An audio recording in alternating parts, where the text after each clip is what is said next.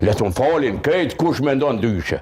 Po që kjo realiteti, deshtum apo zdeshtum, me ngelqe, me përplasje, me mos pajtime njona me tjetrin, por, me gjithatë, kanë qenë në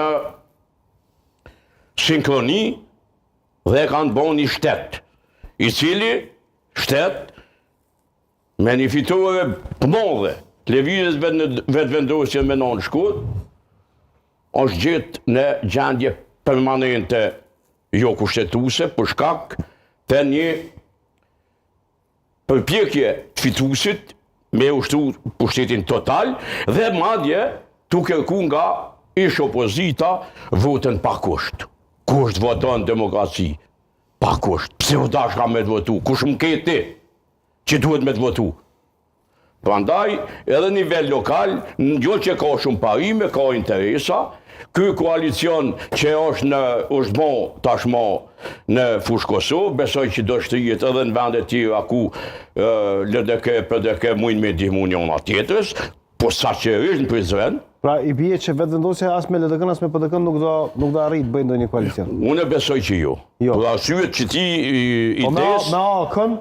Ides me AK-n, shiko AK-ja e ka një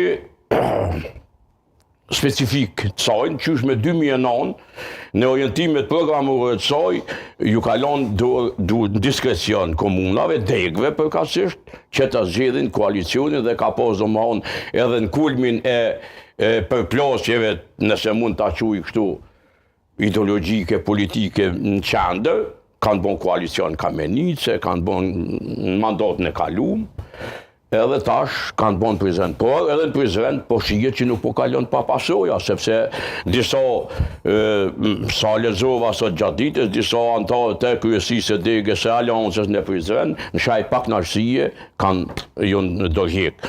Kështu që nuk e di sa do të mund ta përballojnë këto koalicione, por Uniku për shembull është i pari PDK, LDK, fushë Kosova, tash besoj do të jetë Prizreni, kështu që po etablohet bloku. Uniku është PDK, LDK? Po. VVAK. Kështu me bie, Uniku, PDK, LDK. Po. PDK e mbështet. Kështu që po etablohet